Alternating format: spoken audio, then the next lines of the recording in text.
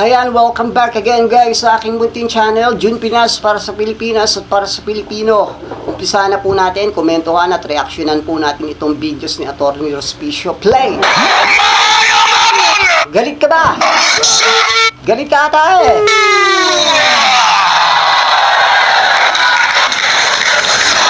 Hindi ko alam kung attorney, abogado ba to o kalalabas lang ng amin. Alam ko dito sa Cebu. Dito unang nangyari ang gawang kabayanihan. Oops! Big word! Tarantado, wag mong ihambeng ang totoong mga bayani ng bansang Pilipinas sa'yo, bugok! 500 years ago, nung pinatay ni Nananahimik po ang ating mga totoong bayani. Huwag ka na nga umepal o ihambeng ang ating mga totoong bayani sa sarili mo, gago, dahil hindi yan mangyayari. Labo-labo si Magellan! Ngayong panahong ito, may nananawagan ulit sa inyo. Sana yung panawagan mo makakatulong sa ating mamamayang Pilipino. Gusto niyo na ba akong patayin? Sandali. Basta DDS talaga no? Puro patay yung mga lumalabas sa bunganga. Pwedeng sumagot kayo ng oo. Pero baka makulong kayo, ha? Pero patapusin nyo yung tanong ko. Pag agree kayo, sumagot kayo ng oo ng napakalakas. Gusto nyo ba akong patayin? Ang corruption sa Pilipinas!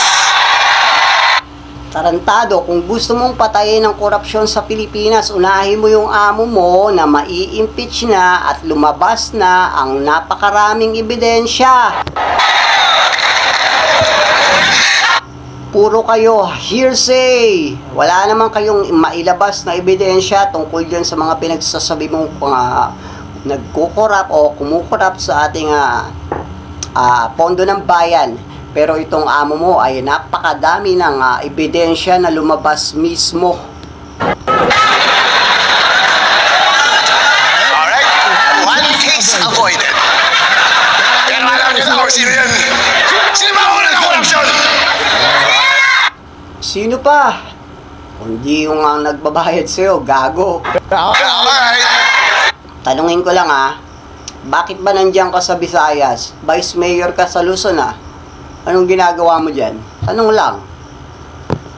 Anong ginagawa mo dyan sa Visayas? Vice Mayor ka sa Luzon, tarantado ka. Ako po si Atty. Harold Rospicio. Wala kaming pakialam kung ano man ang pangalan mo, kung attorney ka man, dahil para sa amin, na mga naniniwala sa administrasyon ng Pangulong Bongbong Marcos, wala kaming pakialam. Vice Mayor ng Rina Mercedes Isabela. Galing po ako sa... Nakita mo, taga Isabela siya pero nandyan siya sa Visayas. Anong ginagawa mo dyan? Bakit masyado mong ina-up yung amo mo? Obvious na obvious ka naman, tarantado ka. Cagayan Valley sa Northern Luzon. Isa pa akong Ilocos. Pinagmamalaki mo pa na taga Luzon ka pero nandyan ka sa Visayas, hindi ka magtrabaho doon sa distrito mong putang ina mo. Kano katulad ni BBM! Ang angas mo, bro.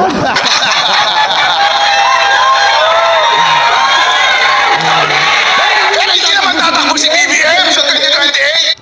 Yun nga, hindi nga tatakbo, pero bakit panay ang paninira ninyo at patuloy ninyong pinababagsak ang administrasyon imbis na tulungan nyo na lang para maiangat ang bansang Pilipinas? Tanungin ninyo si Boss Bebot Bello. Taga Isabela yan. Lahat ng mga taga Northern Luzon, mahal ba si Sara?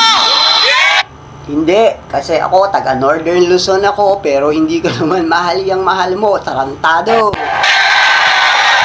Yun ang totoo. mahal natin si VP Sara Duterte. Ako po, bago ako naging politiko, hindi naman po ako kilala. Dahil isa po akong practitioner ng batas sa private sector. Kahit si Kuya Bebot Bello, Hindi ka naman dapat makilala dahil yun sa karakas mo. hindi niya ako kilala. Pero nakilala niyo lang ako recently. Wala pong sumupo. Kasi nga, papansin ka, masyado kang abnormal. Porta sa akin. Wala akong partido. Wala akong kakampi. Wala kang kakampi. Bakit anong ginagawa mo dyan sa Visayas at inaangat mo yung VP Sara Duterte na amo mo? Yung pamasahe kong pumunta dito galing sa sarili kong bulsa. Sigurado ka, Pero sa lahat Anong dahilan mo? Ba't nandyan ka? ng panahon, Magtrabaho ka sa distrito mo bilang Vice Mayor. Doon sa Isabela, hindi dyan sa Visayas. Tarantado. kakampi ko ang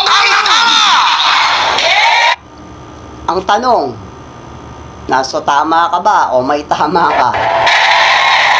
kakampi ba natin ang tama? At ano ang tama ngayon? Patayin!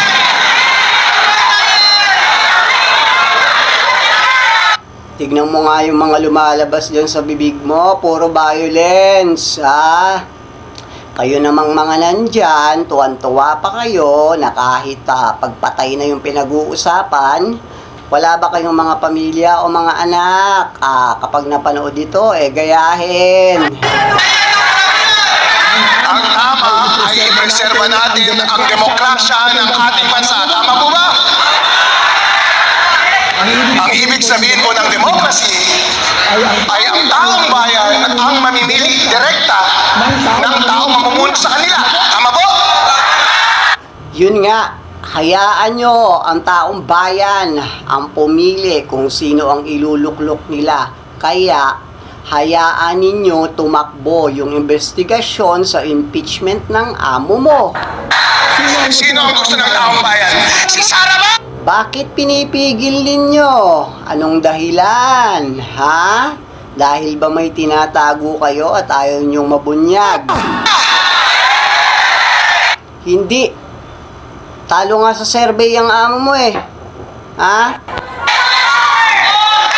Yung mga kalaban niya hindi pa nagdideklarang tatakbo ha, pero yung kanyang survey pabagsak na ng pabagsak.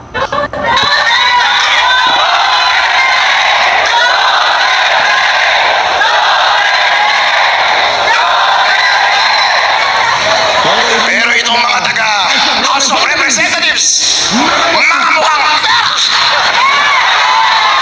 O ayan, hearsay ka na naman. May ebidensya ka ba? At saka sino ka ba? Vice Mayor ka ng Isabela. Anong ginagawa mo riyan, ha?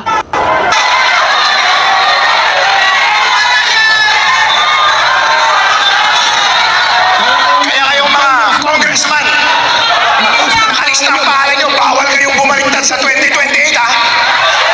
Tignan mo nga kung mag-uutos o kala mo kung sino, sarap sa pakin. Hindi kayo iadap ng PDP.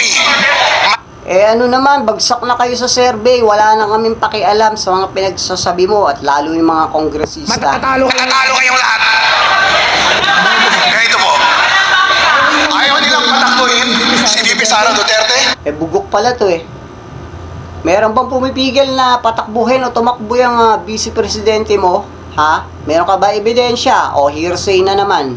Pero ang madalas sabihin ninyo mga DDS Wala tayong pagkakataon na piliin ang gusto nating maging presidente. Walang demokrasya. Sino ang mamumuno sa atin? Itong mga bayan na ito?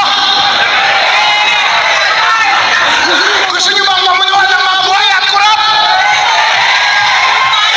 Ayaw namin, kaya nga hindi na namin pauupuin at iboboto yung vice presidente mo, tarantado. So ano ang solusyon?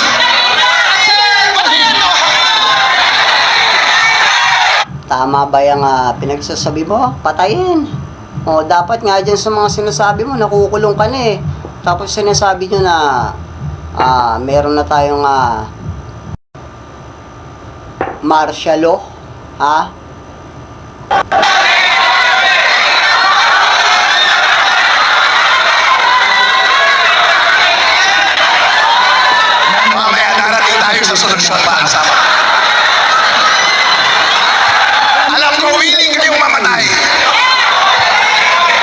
Sabi, Hunghang, bakit namin ibibigay yung buhay namin sa hindi namin kaano-ano, ha?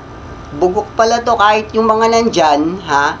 Kung talagang sa totoanan na ibibigay yung mga buhay nila, walang magbibigay dyan, tarantado. Kung Bebot Alvarez, humiling kayong makagat sa itlog ng isda. Pero marami pong solusyon. Tanga-tanga lang talaga itong mga congressman.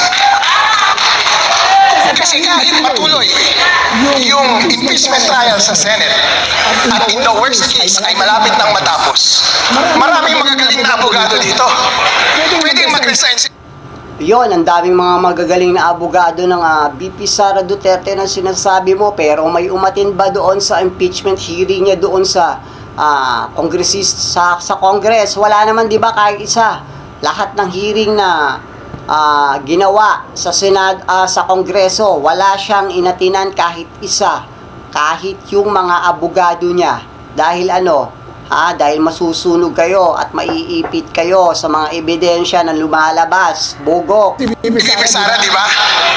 At makakatakbo siya sa 2028. Ang sabi nga sa case ni Erap noon, magiging functus officio yung impeachment trial. Therefore, ma-determinate. At hindi siya madi-disqualify. Tama po ba?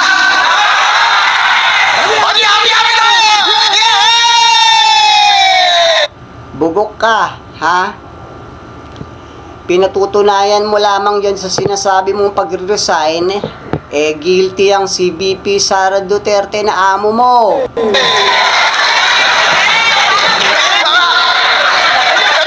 Bakit kailangan niyang mag-resign kung wala namang ebidensya na magtuturo sa kanya sa mga ginawa niyang pambababoy sa kabal ng bayan?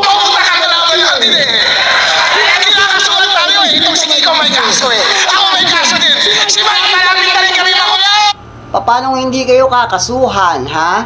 Lumalabag na kayo sa mga batas. Tignan mo nga yan, ha? Puro mga lumalabas sa bunganga mong basura.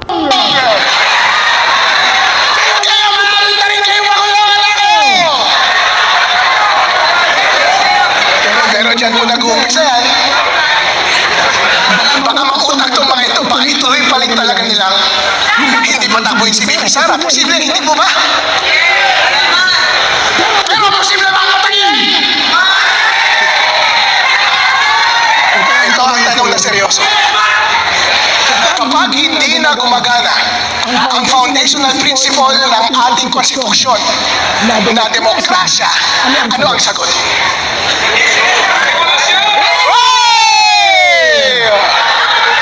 Revolution!